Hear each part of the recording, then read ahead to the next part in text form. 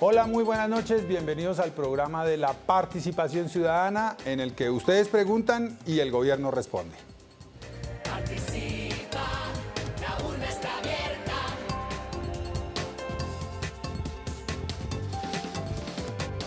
Y quien va a responder esta noche es la doctora Paula Gaviria, la actual consejera presidencial para los derechos humanos, con quien hablaremos sobre las dudas que ustedes puedan tener del punto 5 del acuerdo que acaba de cerrarse entre el gobierno colombiano y las FARC, las víctimas del conflicto. Doctora Paula, bienvenida, muchas gracias. Jaime, muchas gracias. Es un gusto para mí poder explicarle a la ciudadanía el paso tan importante que dimos hace pocos días en Colombia. Y aunque ella está hoy aquí, aunque ella está hoy en la Consejería de Derechos Humanos, como bien lo sabemos es nuestra consejera, pues resulta que cuando estaba funcionando la mesa de negociaciones en La Habana, la doctora Paula era la directora de la Unidad para la Atención y Reparación Integral de Víctimas, ¿cierto, doctora? Sí, Jaime. ¿Desde cuándo está en la Consejería de Derechos Humanos? Fui nombrada por el presidente a partir del 3 de junio de este año. 3 de junio, julio, agosto, o sea que ya casi 3 meses. Estoy próxima a cumplir 3 meses. Bueno, muy bien. ¿Y cómo va eso? Muy contenta. Bueno, pero hoy vamos a hablar de víctimas. Perfecto. De lo que usted ayudó a construir en ese acuerdo. Sobre este tema, ustedes, señores televidentes, pueden preguntar lo que quieran, de verdad, a través de nuestras líneas telefónicas en Bogotá, 566-2232 y la línea gratuita a nivel nacional 018.000 91 99 69. Se lo repito, en Bogotá 566-2232 y la línea gratuita a nivel nacional 018.000 91 99 69. No olviden que el texto completo del, póngale cuidado cómo se llama, Acuerdo Final para la Terminación del Conflicto y la Construcción de una Paz Estable y Duradera. Se lo repito, Acuerdo Final para la Terminación del Conflicto y la Construcción de una Paz Estable y Duradera. Está disponible para su consulta de manera fácil, gratis, a través de las páginas web www.altocomisionadoparalapaz.gov.co, equipopazgobierno.presidencia.gov.co. En esas dos páginas ustedes pueden consultarlo. También pueden utilizar Twitter para conocer los detalles del acuerdo en las cuentas especiales @comisionadopaz y @equipopazgov. @comisionadopaz, @equipopazgov para que ustedes puedan preguntar lo que quieran. Doctora Paula, este es un programa de preguntas y respuestas, pero yo necesito que usted en 30 segundos le diga a los televidentes ese punto 5 de qué se trata. Jaime, el punto 5 acordado el 15 de diciembre es tal vez el punto más importante del acuerdo final.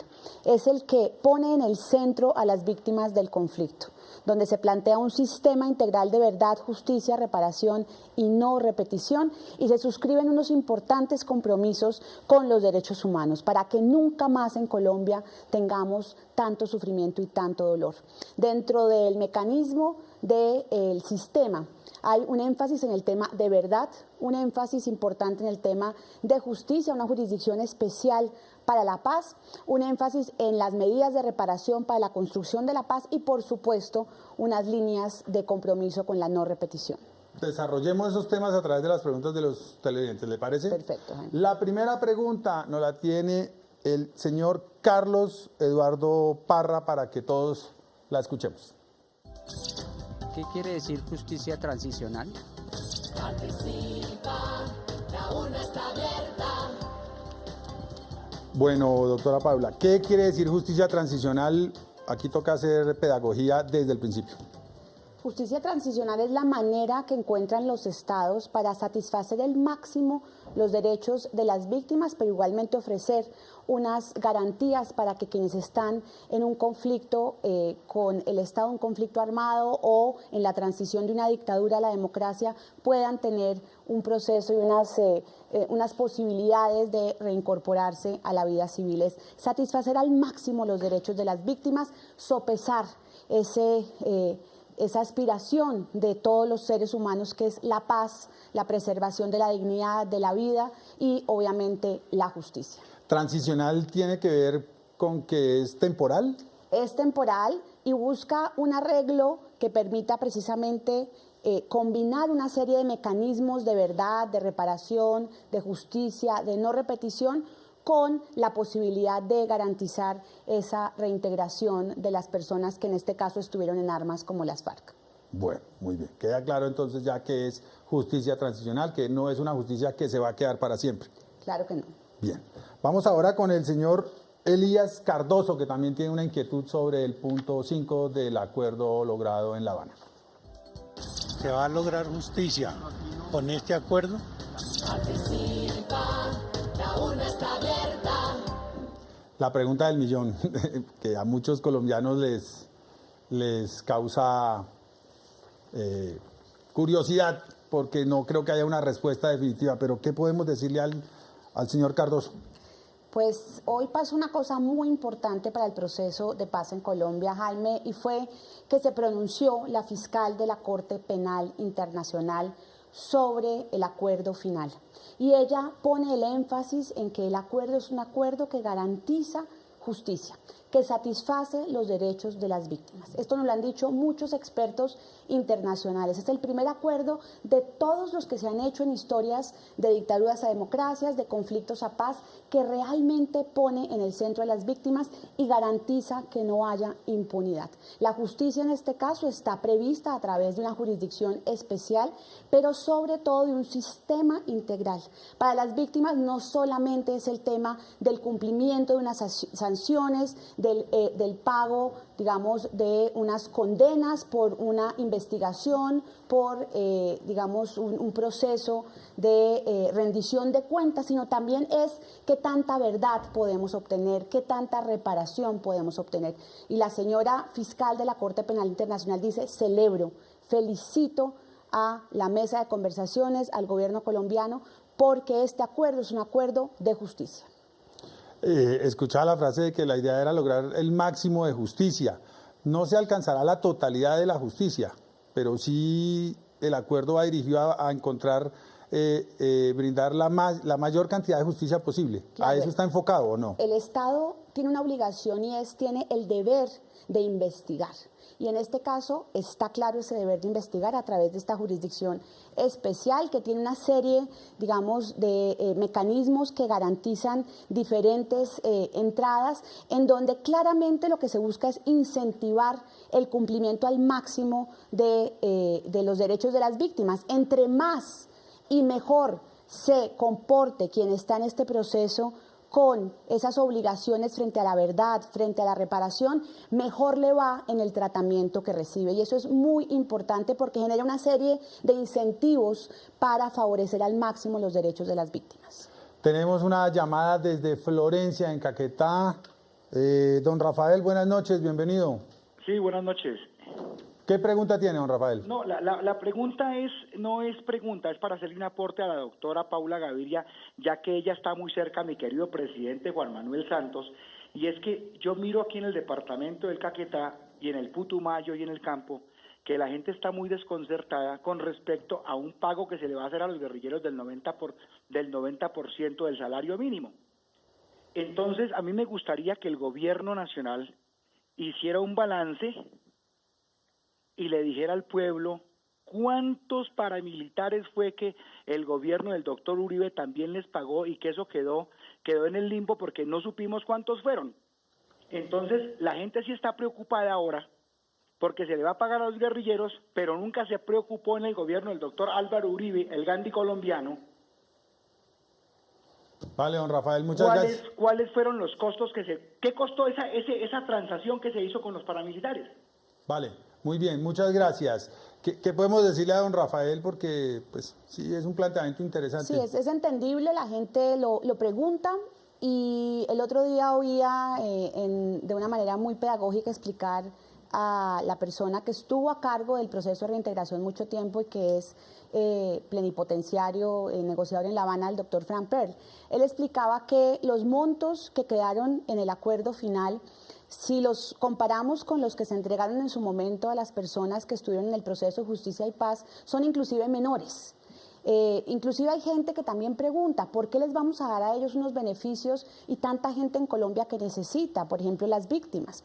Y explicaciones salen rápidas. Uno, tenemos una ley de víctimas que venimos cumpliéndola a las víctimas, nos anticipamos a atenderlas y a repararlas de una manera profundamente responsable, como quiso que fuera el señor presidente. Y segundo, si estas personas están tomando la decisión de dejar las armas, de convertirse en un partido político, lo mínimo que podemos ofrecer nosotros para garantizar la no repetición y su inclusión real en la vida civil es darles un mínimo de garantías, que tengan condiciones de salud, que tengan condiciones de educación y que tengan obviamente la posibilidad de ser productivos, de tener unos ingresos y poder brindarle oportunidades también a sus familias y a sus comunidades. Bueno, y además este es otro momento del país. Estamos en 2016, muy diferente al momento en el que se hizo la otra negociación. Debemos concentrarnos aquí y dejar de mirar de tanto para atrás. Hoy es hoy. Está claro, Jaime, pero es bueno un poco mirar al pasado para mirar lo positivo. Este acuerdo final lo positivo, sí. Fue desarrollado de una manera muy responsable, muy concienzuda, tomando en cuenta experiencias para no repetir, por ejemplo, de Justicia y Paz, pero también experiencias internacionales. Entonces, estos puntos que se deben leer de una manera integral, finalmente son el reflejo de un ejercicio muy cuidadoso, pero también de tratar de aprender de los errores del pasado y de las lecciones aprendidas de procesos, concretamente como el de Justicia y Paz. ¿Conoce Chivolo? Sí, claro, conozco la Casa del Balcón, que hicimos como una medida de reparación en su momento, desde ahí despachaba Jorge 40, y esa casa hoy es una casa en donde se construye democracia, donde los habitantes de Chivolo se reúnen, donde hay una biblioteca, donde hoy se respira paz. Pues desde Chivolo, en el Magdalena, nos llama el señor Dairo Contreras. Don Dairo, buenas noches, ¿qué quiere preguntar? Buenas noches, dos preguntas le tengo a la doctora Paula Gaviria. Bueno. Sí, Dairo. Doctora Paula. Lo oigo. Aló. Dígame, don Dairo, pregunte. Bueno, la primera es, ¿qué va a pasar con las víctimas primero antes que el otro conflicto? Si nos van a atender o no. La segunda es... Aló. Sí, señor, lo estamos oyendo. Sí, bueno, la segunda es, a mí me llamaron desde diciembre para un pago de una vía administrativa y es la hora y nada, no sé qué pasará. Esa es mi inquietud, que la doctora me la responda. Muchas gracias. Gracias, Dairo. ¿Qué le podemos decir al chivolense? Pues lo primero es que las víctimas están desde antes de este acuerdo, de esta negociación, en el centro del interés del gobierno nacional. Es el primer país que inicia un proceso tan ambicioso de reparación en medio del conflicto. Y lo hemos hecho de una manera en la que hemos llegado ya a casi 700.000 víctimas reparadas, son 680.000 a la fecha. Es la cifra más alta que cualquier programa de reparación ha logrado en el mundo. Sin embargo, nos falta mucho. 680.000, Jaime, es la cifra, digamos, más grande de la historia de los programas de reparación. Sin embargo, eso no nos satisface. Faltan muchas víctimas por atender. Creemos firmemente que el fin del conflicto es una gran oportunidad para poder volcar los esfuerzos del Estado, los recursos también del Estado, a garantizar que todas las víctimas sean atendidas y reparadas. Y obviamente, Dairo, el proceso es un proceso que tiene un orden gradual, que tiene una planeación. Si usted fue llamado en diciembre, es muy probable que dentro de muy poco se comuniquen con usted para proceder con su proceso de reparación, pero entendamos que son 8 millones de víctimas y son 6 millones las que tenemos que atender y que vamos llegando gradualmente a cada una de ellas. Toca con paciencia. Les recuerdo las líneas desde Bogotá 566-2232 y línea nacional gratis 018-091-9969. Por ahí nos está llamando don Juan Carlos Gutiérrez en Subachoque, Cundinamarca. Juan Carlos, buenas noches, bienvenido. Buenas noches. Dígame su pregunta. Para participar ahí, que como digo, mire, de acuerdo al punto de vista de lo que hemos escuchado y sigo escuchando, yo prefiero 10.000 fusiles hechos medallas en 100.000 medallas por entregar las armas a toda esa gente que se desmovilizan y aportan, si no les damos la oportunidad de que se resocialicen y lleguen a la vida civil, cada día va a ser peor. y cada día más desangrado el país, y mientras que los que tienen plata y los hijos pueden ir a las universidades van tranquilos, mientras que los hijos del campesino, de los más pobres, uno de los senadores que están allá sentados van a coger un fusil y poner el pecho como los ponen los campesinos que hoy en día están así. ¿Por qué? Porque nunca les han prestado una atención a tiempo. Y qué bonito, para mí, la mayor felicidad no es la plata que uno tenga, la mayor felicidad es la paz que uno tenga con todas las personas y poder dejar un legado a todos los demás. Juan Carlos, muchas gracias. Es una buena conclusión. ¿No le parece? No, es un mensaje muy lindo y recuerdo esta semana el presidente ha tenido la oportunidad de acompañar a los medallistas olímpicos, hoy despidió también... ¿Ayer vinieron? Ayer vinieron, hoy despidió a los que se van a los Paralímpicos, sí. Y cuando le oigo decir que en medallas, claro, ojalá fueran medallas no solamente para quienes se están reintegrando, sino para tantos campesinos, tantos defensores de derechos humanos, tantos ciudadanos que trabajan por la paz de este país, deportistas víctimas también, como muchos de ellos que se han forjado a pulso ese lugar en la historia. Entonces, esa es la ilusión de todos los colombianos, como la que usted menciona, y lo mínimo que podemos hacer por este proceso es generar unas garantías para quienes toman la decisión poderse reincorporar a la vida civil. Adicionalmente, este es un proceso, Jairo, que se ha cuidado mucho en la parte del desarme. Errores de otros países han sido no haber sido suficientemente cuidadosos, vigilantes, con una verificación internacional frente al desarme. Cada una de las armas, hasta el final de todas las armas, van a ser entregadas, y esas armas van a construirse a partir de ellas 3 monumentos. Uno en Colombia, en un lugar por definir, otro en Cuba y otro en la sede de Naciones Unidas, y eso va a ser motivo O de sea, mucha van a coger las ilusión. armas, las van a fundir y van a repartir eso en 3 ciudades y va a haber 3 monumentos. 3 monumentos para que la humanidad... Bogotá, ¿o Colombia dijo? Colombia. Colombia no sabemos Lugar dónde por todavía. definir. Cuba, Cuba. como y, agradecimiento por todo lo que nos ayudaron allá a negociar. exactamente. Y la sede de Naciones Unidas en Nueva York. En Nueva York, Estados Unidos. Como un símbolo para no olvidar nunca que lo que pasó en Colombia no puede repetirse en ninguna parte del mundo. Muy bien, muy bien. A esta hora nos contacta Estela García en Bogotá. Estela, buenas noches, bienvenida. Buenas noches. ¿Qué pregunta tiene, saludo Estela? es para nivel nacional frente a nuestras víctimas. Aló. Sí, la escuchamos. Bueno, para mí escuchar a la señora Gaviria no me llena las expectativas, porque ella lo hace ver cuando fue directora de la unidad de víctimas como si nos estuviera haciendo un favor, ¿sí?, en nuestra reivindicación de nuestros derechos. Tan así que llegó al máximo de tutelas y casi no se puede posicionar en su nuevo cargo. Entonces sí le pido a los derechos un poco más de respeto hacia las víctimas. Yo pienso que es tardío visitar al director de la unidad de víctimas, Alan Jara. Muchísimas gracias. Bueno, Estela, alcancé a oír una parte donde ella pide más respeto para las víctimas. Estamos seguros y tranquilos de que la doctora Paula ha actuado con la mejor buena intención y con resultados como todo. No todo es posible en la vida, pero... No, me parece importante la pregunta para Sí. aclarar varios puntos, Jaime. Uno de ellos es que el enfoque que tiene la política de víctimas, no solamente que yo hubiera estado dirigiendo la unidad para las víctimas, sino el enfoque que trae la ley y que es el que se ha promulgado en estos ya 5 años de implementación, es de que son derechos de las víctimas, no son favores. Sí, no el son Estado favores. no tiene, ni es generoso, ni es dadivoso, Ni es sino por que buena gente. es una obligación y el Estado reconoce su responsabilidad. Otro tema es el esquema, digamos, de la tutela y la masividad.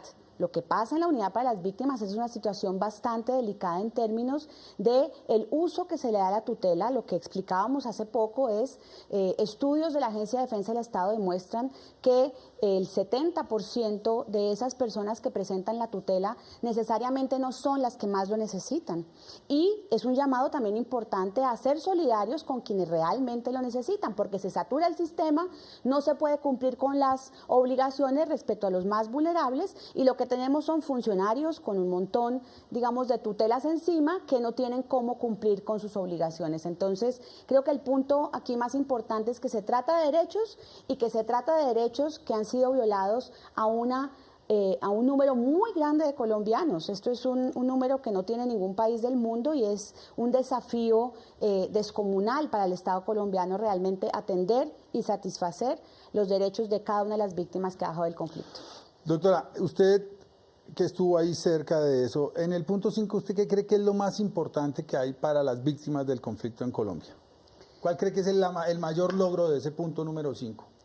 Yo creo definitivamente que es el reconocimiento a las víctimas y ese modelo que se crea con el sistema, porque no es solamente un tema de justicia, como decía antes, es esos mecanismos judiciales y extrajudiciales, esa combinación para rendir cuentas, pero al mismo tiempo satisfacer derechos. Entonces, tenemos una comisión de esclarecimiento de la verdad, la convivencia y la no repetición, una unidad para la búsqueda de personas dadas por desaparecidas, tenemos una jurisdicción especial para la paz, tenemos unas medidas de reparación que contribuyen a la paz, y tenemos la no repetición. Es esa combinación de medidas en donde se busca es satisfacer al máximo los derechos de las víctimas. Así que es ese reconocimiento a sus derechos, y tal vez también un reconocimiento a su voz, porque ese punto de víctimas es un punto que se construyó con las víctimas. Recordemos, sí, Jaime, que fueron 60 víctimas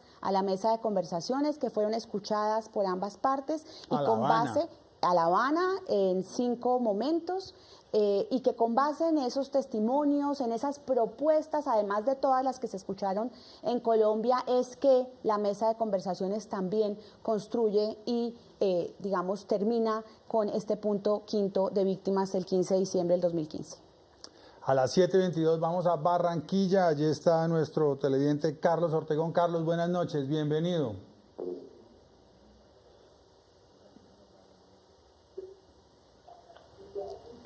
Carlos, lo escucho.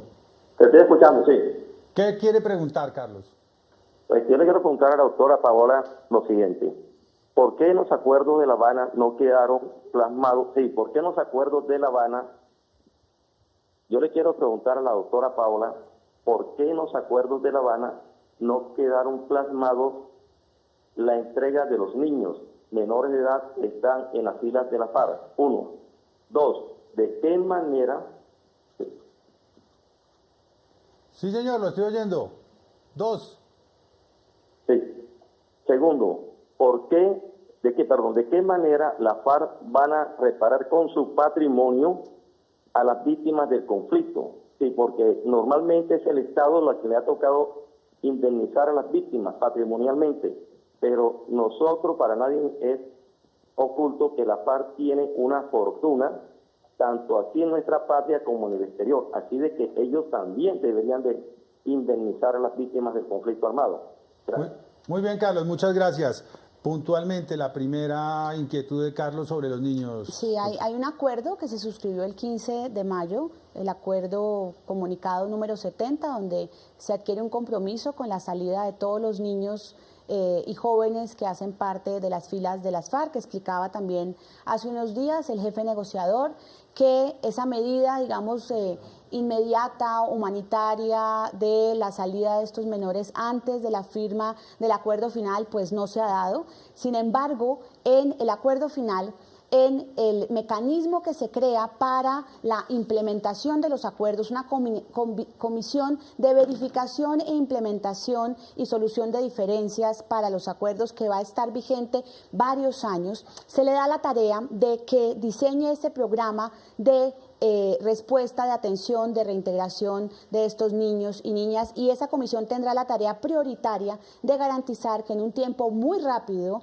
salgan estos niños de las filas de las FARC. El compromiso está suscrito por las FARC y estamos obviamente esperando que esto suceda de esta manera. Y el segundo punto donde él dice que por qué las FARC no reparan con su patrimonio a sus víctimas. En el punto de víctimas están previstas una serie de medidas de reparación a las víctimas, más allá de las sanciones propias que van a estar establecidas en la Jurisdicción Especial para la Paz, sanciones propias que son aquellas que se obtienen cuando la persona ha ofrecido el máximo de verdad y de reconocimiento de responsabilidad, que son sanciones restaurativas y reparadoras. Pero también están las medidas de contribución, de la reparación como contribución a la paz, que son medidas de reconocimiento de responsabilidades, como la que hubo en Bojayá en diciembre del año pasado, medidas materiales de reparación como el desminado, la reforestación, la contribución a la sustitución de cultivos, y también hay un compromiso explícito de compromiso con la reparación material, es decir, las FARC se comprometen también a reparar con su patrimonio. Y lo último es que el Estado no renuncia a su deber de investigar, de perseguir los bienes que hayan adquirido las FARC de manera ilícita. Lo cierto es que quedan 33 días para que los colombianos puedan informarse sobre el acuerdo que puede definir casi que el futuro de nuestro país. Hace 2 días fue revelada por el presidente de la República la pregunta que se le formulará a los colombianos por la cual deberán votar sí o no el plebiscito por la paz el próximo domingo 2 de octubre. La presentación se hizo durante la firma en la Casa de Nariño del decreto que convoca al plebiscito para refrendar los acuerdos de paz, que fue aprobado por una abrumadora mayoría del Congreso de la República y en tiempo récord al comienzo de esta semana. Según este decreto, como ya lo sabe el país, el plebiscito se realizará el domingo 2 de octubre, en 33 días. Y la pregunta que responderán los ciudadanos con su sí o con un no es la siguiente. ¿Apoya usted el acuerdo final para la terminación del conflicto y la construcción de una paz estable y duradera? La pregunta obedece al mandato proferido por la Corte Constitucional, en el que se establece que la pregunta debe tener como características la claridad, la sencillez y la objetividad. La pregunta lo que hace es preguntarle al pueblo si aprueba o no exactamente las palabras que aparecen en el título de los acuerdos. O sea que aquí no hay lugar a ninguna confusión. Esto es una pregunta clara, directa y sencilla. No es una pregunta retórica sobre si los colombianos quieren o no la paz, sino es muy concreta sobre si apoyan o no el acuerdo final, que ya ha sido publicado y difundido y será publicado y difundido durante todos estos días por todos los medios. A esto se suma que desde el pasado lunes el país comenzó el cese al fuego y de hostilidades bilateral y definitivo, garantizándose así todas las condiciones para que los colombianos se pronuncien libremente. Desde el gobierno tendrán todas las garantías para hacer campaña por el sí o por el no, y para votar con tranquilidad, para votar con seguridad. Las 3 ramas del poder público se han pronunciado sobre este plebiscito. La Corte Constitucional, el Congreso de la República, aquí está su presidente del Senado y el presidente de la Cámara, y ahora se pronuncia el Ejecutivo con este decreto. Más legitimidad es imposible. Ahora solo falta el voto del pueblo colombiano.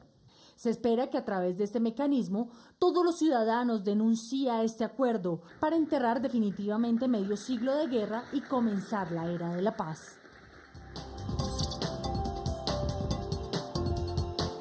7:30 de la noche, a esta hora nos contacta desde Agua Azul en Casanare el señor William Vallejo. Señor Vallejo, buenas noches, lo escuchamos. Sí, muy buenas noches, mi doctora, buenas noches. gusto saludarlos. Que yo quería formular es un tema de ustedes hablan del conflicto, reparación de víctimas. Nosotros tenemos un problema de una reparación de una víctima del 2002 que lo mataron los paramilitares de aquí del Casanare, Martín Llanos. Un hermano, se llama Walter Nelson Vallejo Garzón.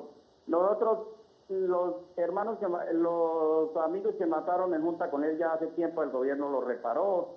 Entonces, nosotros llevamos un proceso desde cuando eso. Estamos cansados ya yendo del gobierno a las oficinas que nos mandan y no dan solución a eso de la reparación de mi hermano. Mi mamá, pues mi hermano, él murió, él no tenía hijos ni nada, la que está al frente de mi mamá. Ya mi mamá está cansada de ir por allá, eso de pique pasa, lo de tesorería. Ustedes que hablan de paz, hablan ahorita con ese proceso que llevan de reparación a víctimas. Mi doctora, ¿qué solución nos da sobre eso? Si a mi hermano no han reparado, no han pagado, no han dicho nada. Ya nos cansamos de ir por allá. Ustedes le agradezco muchísimo y que tengan una buena noche para que nos eche la manito en eso. Gracias, muy amable. Don William, muchas gracias. Su hermano fue víctima de los paramilitares en 2002 de Martín Llanos, que asoló esa zona del país. ¿Qué le podemos decir al señor Vallejo? Sí, una de las situaciones más difíciles, Jaime, es cuando hay, digamos, núcleos familiares extensos y uno de las situaciones más recurrentes que suceden en el proceso de indemnización es que a veces no se logra contactar o identificar todo el núcleo familiar, todos los beneficiarios de las personas que son asesinadas al momento de proceder a las indemnizaciones. Estoy casi segura que ese puede ser el caso de don William. En la ciudad de Yopal hay una oficina de víctimas, la unidad para las víctimas. De todas maneras, aquí podemos, como lo hemos hecho en otras ocasiones, tomar los datos y pasar la información a la unidad para que se comuniquen con usted a la mayor brevedad y le aclaren cuál es el procedimiento para este tipo de situaciones. Muy bien, vamos a unos mensajes institucionales y al regreso seguiremos contestando preguntas sobre el punto 5 del acuerdo logrado en La Habana.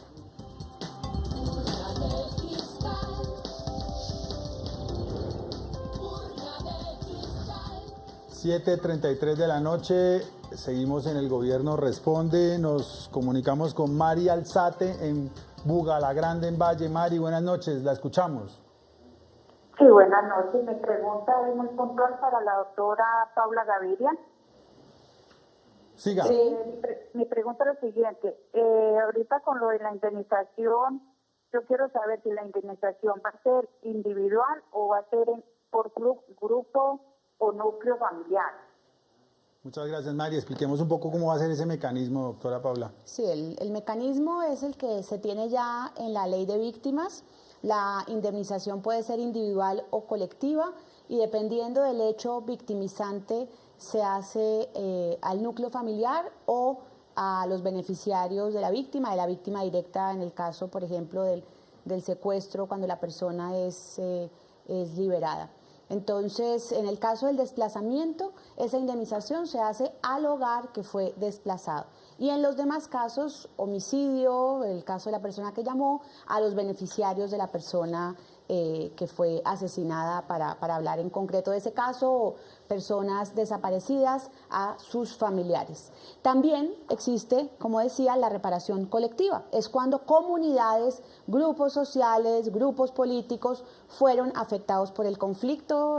La Unidad para las Víctimas tiene hoy ya casi 400 procesos de reparación colectiva andando y el Estado y el acuerdo en el punto 5 se compromete a seguir fortaleciendo ambas reparaciones, ambas modalidades de reparación. 400 procesos en la modalidad colectiva. Colectiva, sí. ¿Y en modalidad individual?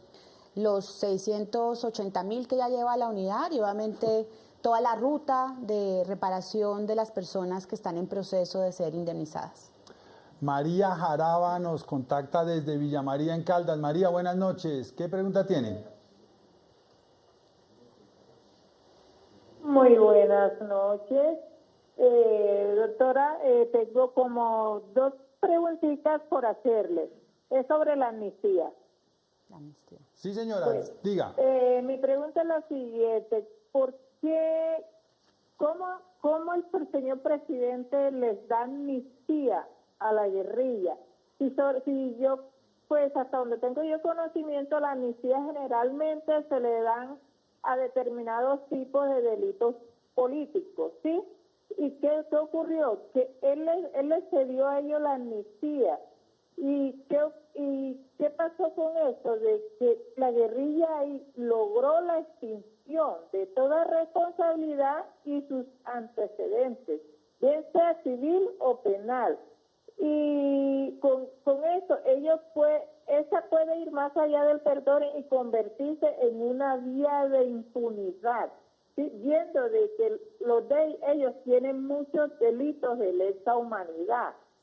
La segunda pregunta mía es esta: ¿cómo el presidente dice, no, llegó la hora del perdón? ¿Cómo le pide él, por ejemplo, a mí, que soy una persona desplazada, que soy una madre que tiene un hijo que quedó amputado, que perdió una pierna por unas minas y todo eso? Eso no es fácil de olvidar, eso no es fácil de perdonar. ¿Ah? Entonces, ahora yo digo una cosa, ¿ah? ¿Cómo el gobierno, cómo el señor presidente le pide a eso a nosotros, las personas que somos de poblaciones especiales, que tenemos a nuestros hijos con esas lesiones, nos pide un perdón hacia esas personas? Ahora que también les da vía libre para que en el 2018 ellos puedan entrar en la política. Entrega el señor presidente a nosotros los colombianos de esa manera a la guerrilla. María. Gracias, María. No sé si estaría bien resumida la primera. ¿Cómo evitar que la amnistía termine en impunidad? Es un poco la cuestión de doña María. Y doña María, digamos, está parcialmente informada frente a que sí, la amnistía es para la rebelión, pero también para los delitos conexos con la rebelión, y están prohibidas, doña María, las amnistías absolutas. Eso fue otra época cuando no existía la justicia transicional. Pero sí, para garantizar ese tránsito a la vida política y ese acuerdo que sea satisfactorio y que sea, digamos, la garantía de una paz estable y duradera, se tiene que buscar la máxima amnistía posible sin ser absoluta. Están excluidas de las amnistías y quedó en el acuerdo final, en el acuerdo de víctimas, en la Jurisdicción Especial para la Paz, los delitos como los crímenes de guerra y los crímenes de lesa humanidad. Esos delitos van a ser investigados con la obligación que tiene el Estado, su deber de investigar es irrenunciable, así sea en un marco de justicia transicional.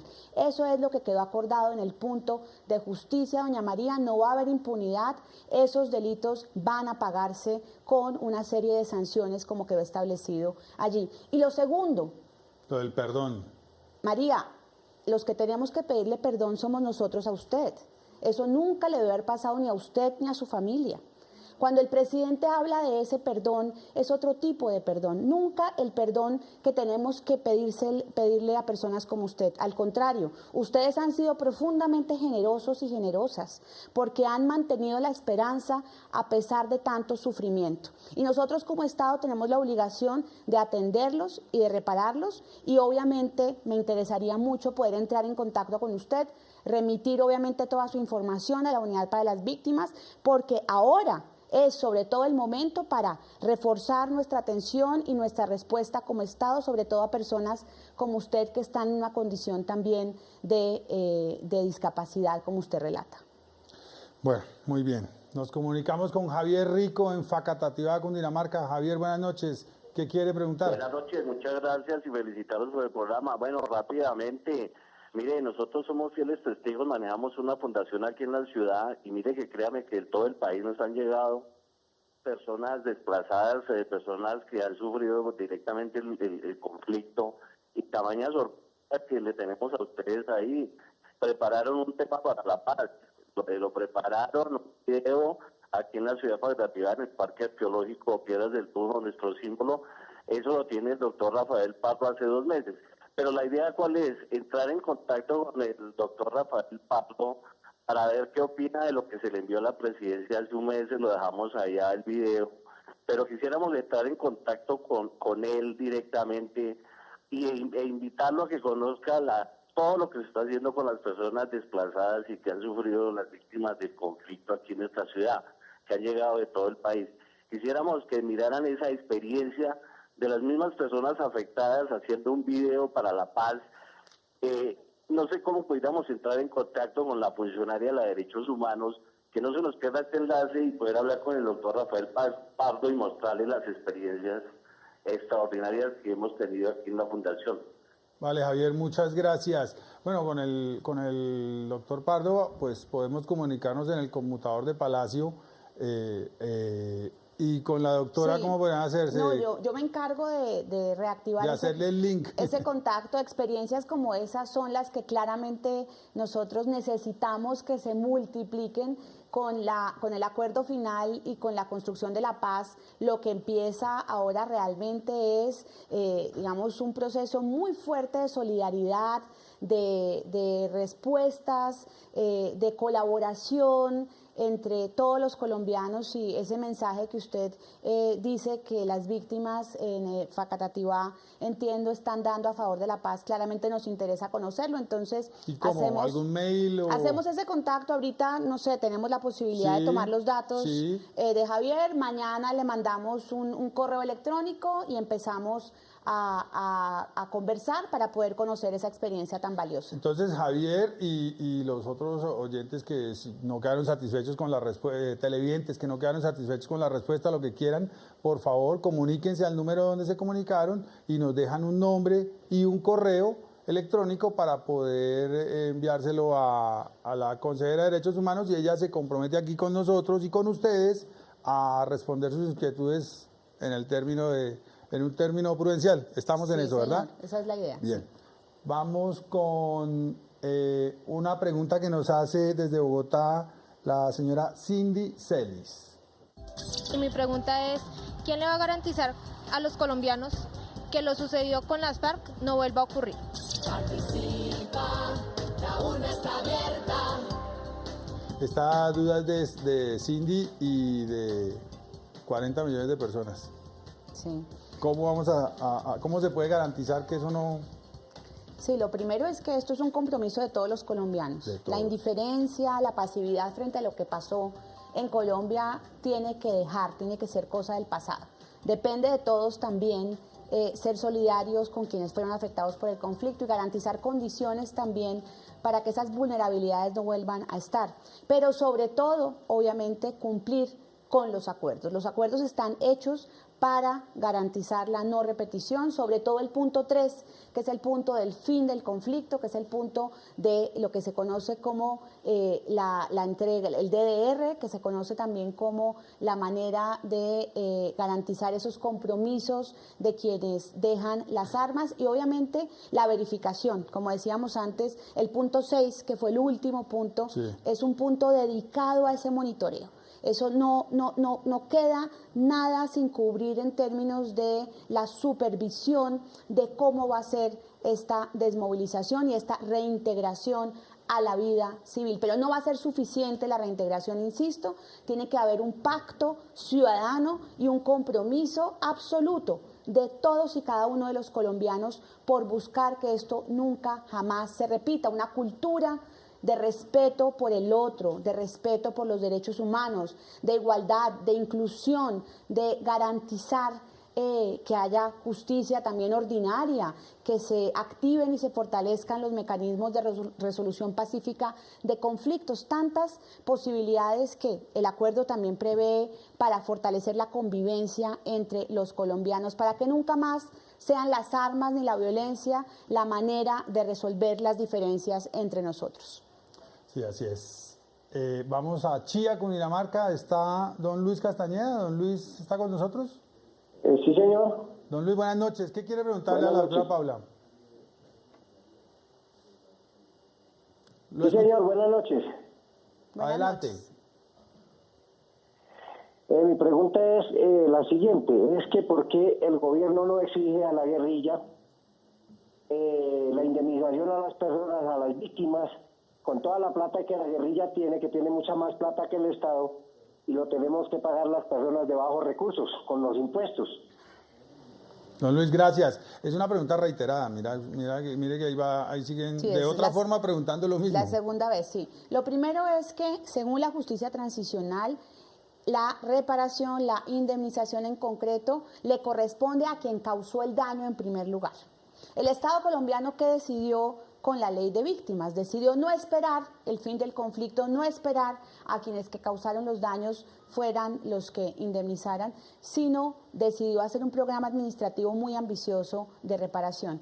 Obviamente que es muy importante reconocer que el Estado también ha sido causante de victimizaciones y en ese sentido también reconoce su responsabilidad. Pero esto es una decisión muy valiente, muy importante, celebrada en el mundo entero, que tomó el presidente Santos con la ley de víctimas, de garantizar que el mayor número de víctimas tengan una respuesta a sus victimizaciones. Esto es el programa de reparación más ambicioso de la historia. Y nuevamente repetimos que el punto 5 de víctimas, y en el acuerdo final se retoma, está el compromiso de las FARC también con la reparación material a través de sus bienes a las víctimas. Cuando usted acepta venir aquí, sabe que le van a hacer preguntas incómodas.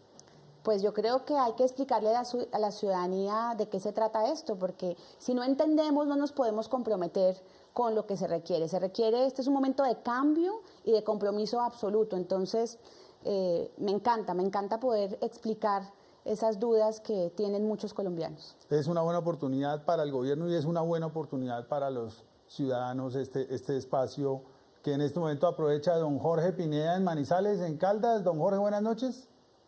¿Cómo le va? Bien, gracias. ¿Cuál es su pregunta, don Jorge? Hombre, mi pregunta es la siguiente. Resulta que nosotros llevamos más o menos 16 años ya de haber tenido el problema que nos sacaron de Santa Marta. Y yo lo que no entiendo es algo. O sea, según eso, a nosotros no nos han pagado una indemnización que supuestamente el gobierno debe dar, ¿no? Pero van a reparar primero a los guerrilleros, ¿o qué? ¿O cómo es la cosa? Yo lo que no entiendo es eso. Vamos para 16 años ya. Y según eso, los guerrilleros reciben un sueldito mensual, ¿no es cierto? Y nosotros, que llevamos 16 años, 2 veces nos han dado como 500.000 pesos en 16 años. Entonces yo le pregunto a la doctora, hablar ahí es muy lindo, pero la responsabilidad, ¿qué? ¿O es que usted responde por todo el gobierno, qué? Porque es que yo no estoy de acuerdo, pues que de verdad, nosotros que somos 5 personas en la familia, tuvimos el problema en Santa Marta, nos sacaron de allá, llevamos 16 años así, y van a indemnizar primero a los guerrilleros que nosotros, ¿qué? Don Jorge, muchas gracias. Bueno, 16 años desplazado de Santa Marta y... Yo creo que aquí se repite también, como en otros casos, es importante conocer el caso concreto. El Estado viene con una política de atención a los desplazados muchos años, más de 10 años de atención a la población en situación de desplazamiento, con una política de entregar unos subsidios que finalmente lo que nos dimos cuenta es que no estaba realmente cambiando la vida de estos ciudadanos. Hace 2 años se emprendió un cambio en la política para garantizar realmente darle oportunidades a esta población, pero claramente estamos hablando de uno de los países con más víctimas desplazadas en el mundo. Hace poco ACNUR sacó el informe global, el mundo tiene hoy 64 millones de desplazados y Colombia, digamos, tiene activos para ser atendidos un poco más de 5 millones. Entonces, es una situación que es masiva, no es un contexto normal, esto es totalmente anormal. Ningún país tiene esta masividad y habría que ver el caso concreto, porque estoy segura que la atención se ha brindado, la Unidad para las Víctimas ha brindado ayuda humanitaria a la totalidad de los desplazados. Habría que ver cuál es el caso concreto y, sobre todo, más que la ayuda humanitaria, es la solución definitiva al caso de don Jorge. El compromiso del Estado es ese. la oportunidad que nos da el fin del conflicto es esa también. Hace poco le escuchaba decir al director de la Unidad para las Víctimas, el doctor Alan Jara, que va a ser... Que fue víctima. Que es víctima del conflicto, del secuestro, muy doloroso. Él decía, el fin del conflicto va a ser una oportunidad para poder tener mejores recursos, para poder reparar a las víctimas. Y es cierto, y en el acuerdo final y en el punto 5 está el compromiso del Estado colombiano, no solamente de las FARC, del Estado colombiano de lograr la reparación integral de todas las víctimas del conflicto. ¿Qué es lo que pasa? Que empezamos antes de que se terminara el conflicto. Situación excepcional, ningún país del mundo, repito, lo había hecho, pero no quiere decir que el compromiso no continúe. El compromiso es serio por parte del Gobierno Nacional de llegar a cada una de las víctimas del conflicto. Don Jorge, aproveche esta oportunidad, déjenos un correo para que le puedan ayudar a encontrar una respuesta a ese caso que lo aqueja a ustedes desde hace 16 años, que, como bien decía la doctora Paula, pues no tiene justificación. A esta hora nos comunicamos con Carmen Basante en el departamento de Nariño. Carmen, buenas noches. Buenas noches, doctor. ¿Cuál es su pregunta, Carmen? Mi pregunta es, lo que pasa es que yo hace un año hice el PARE para indemnizarme, Sí. y recibí una ayuda hace como un mes y me dijeron que contara 20 días y que ya fuera a averiguar para indemnizarme. ¿Será cierto? Bueno, muchas gracias por su pregunta. ¿Qué le podemos decir a Carmen? Bueno, ella habla de una cosa que la Unidad para las Víctimas denomina el Plan de Atención, Reparación y Asistencia, que es el PARI, y es contar con la mejor información de la víctima, de la familia de la víctima, para poder brindar la mejor respuesta y la mejor reparación. Si eso fue lo que le dijeron y ya están todos los datos de los beneficiarios, que yo decía como una de las primeras preguntas, eso es lo más complejo, porque hay familias extensas, familiares con los que a veces las familias no se comunican, que se dejaron de ver, etcétera, porque el conflicto también ha roto y ha fracturado familias. Entonces, si ya la unidad tiene todos los beneficiarios de esa indemnización y le dijeron que eso iba a suceder en los próximos días, pues así va a ser. De todas maneras, la unidad tiene una serie de mecanismos para ser contactada y puede usted, digamos, en unos días acercarse en Pasto también, en diferentes puntos de atención que tiene el departamento de Nariño, a preguntar por su caso. Ella utilizó una sigla. El PARI, el Plan de Asistencia, Atención y Reparación Integral. Plan de Asistencia, Atención y reparación integral. Y ella está en IMUES. En IMUES. Digamos, tendría que llamar a la línea gratuita 01-8911-119 y ahí le dan toda la orientación frente a su caso. Bueno, muy bien. Vamos con una pregunta desde Bogotá que nos trae el señor Edward Bonilla. Y mi pregunta es, ¿qué son los actos tempranos de reconocimiento de responsabilidad? Participa, la urna está abierta. Bueno, este muchacho Ya leyó. técnico, sí, él ya leyó. Y me gusta lo que leyó, porque ese es el punto de reparaciones dentro del acuerdo de víctimas del 15 de diciembre.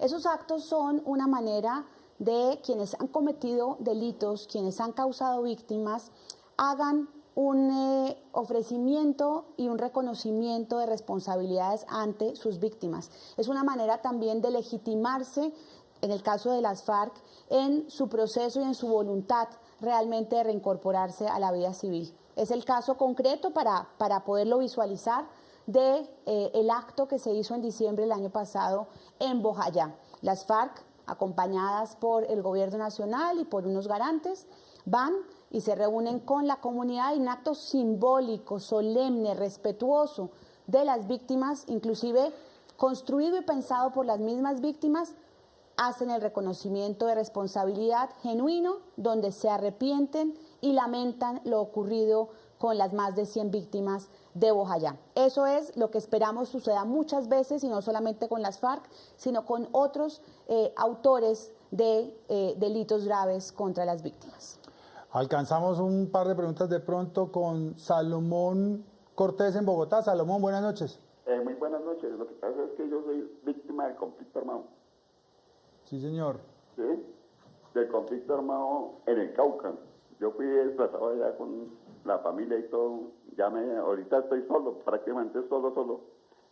porque la familia se fue, porque tengo un problema psiquiátrico, salí por psiquiatría de la institución.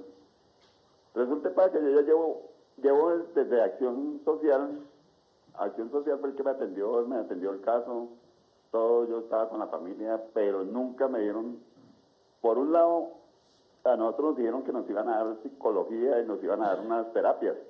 Sí.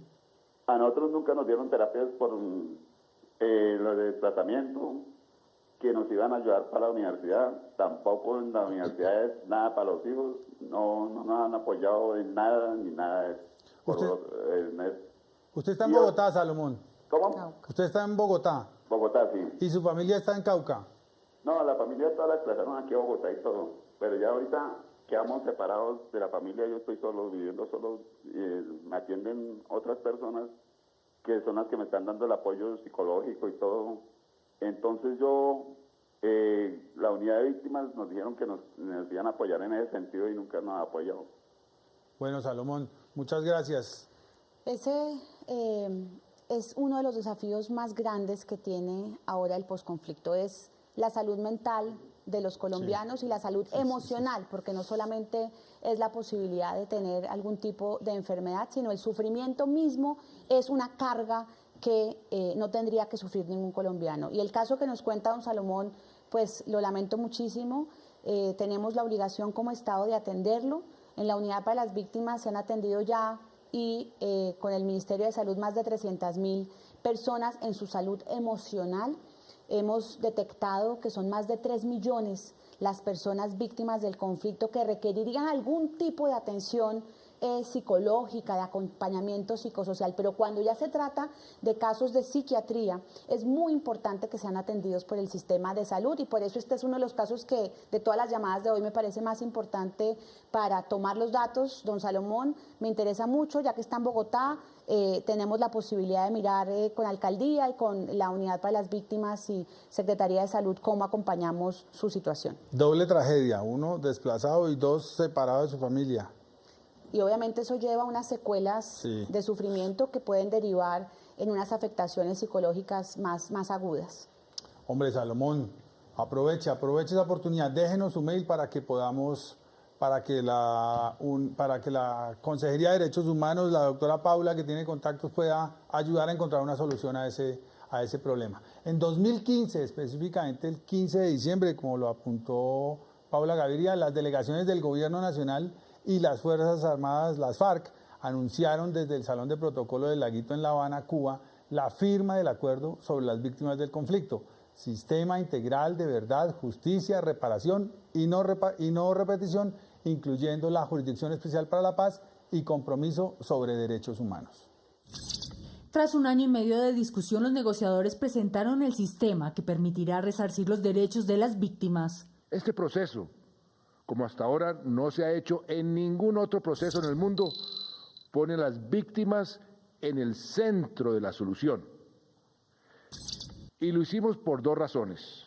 Primero, pensando en los millones de colombianos que se han visto afectados por la guerra, que han sido heridos, han perdido a sus seres queridos o han sido desplazados de sus tierras.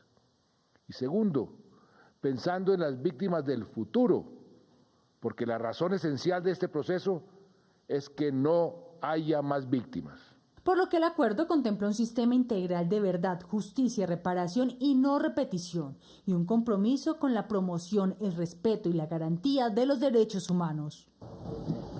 Dentro de estos compromisos se incluyen trascendentales acuerdos como la creación de la Comisión para el Esclarecimiento de la Verdad, la Convivencia y la No Repetición, la Unidad Especial para la Búsqueda de Personas dadas por desaparecidas en el contexto y en razón del conflicto, la Jurisdicción Especial para la Paz y las medidas específicas de reparación. Permitiendo así que cada una de las partes fijaran su compromiso. Pero hemos asumido nuevas responsabilidades y estamos prestos a perfeccionar el sistema de reparación que hoy existe. Y en cuanto a las FARC, han asumido ese tipo de acciones reparadoras y también, en particular, y lo digo de manera textual, sobre la reparación material, el texto concreto del acuerdo lo que dice es lo siguiente: por su parte, en el marco del fin del conflicto y dentro de los parámetros del sistema, las FARC como organización insurgente que actuó en el marco de la rebelión se comprometen a contribuir a la reparación material de las víctimas y en general a su reparación integral sobre la base de los hechos que identifique la Justicia Especial para la Paz, la Jurisdicción Especial para la Paz. Convirtiendo este acuerdo en un hito para la historia. El aporte a la verdad, el reconocimiento, la reparación y las sanciones son un todo que generan un esquema extraordinariamente equilibrado que se logra por primera vez en el mundo en medio de un conflicto en desarrollo, de un conflicto vivo. Sin lugar a dudas, este punto permitió dar un paso más en la construcción de una paz estable y duradera y a finalizar esa guerra que por más de 50 años produjo más de 7.7 millones de víctimas. 1 minuto, la consejera para los derechos humanos, Paula Gaviria, nos ha ayudado a entender un poquito más esto. Pero nos toca irnos 30 segunditos para que usted le diga a los colombianos qué deberían mirar con mayor atención en el punto 5 del acuerdo para que se animen a votar el próximo octubre. Bueno, el punto 5 es el punto tal vez más trascendental del acuerdo final alcanzado con las FARC. Una recomendación, leerse la introducción del punto 5 sintetiza el espíritu de lo que es este sistema integral, este compromiso con los derechos humanos, una rendición de cuentas, una rendición de responsabilidades de los autores de los peores crímenes, a la par que unos mecanismos judiciales, extrajudiciales de verdad, de reparación, de no repetición, para garantizar la mayor satisfacción de los derechos a las víctimas. Gracias por venir. Gracias a ustedes. Consejera, muchas gracias por acompañarnos. Feliz noche para ustedes y feliz noche para los televidentes que nos acompañaron hoy en esta emisión del programa de la participación ciudadana, en el que ustedes preguntan y el gobierno responde.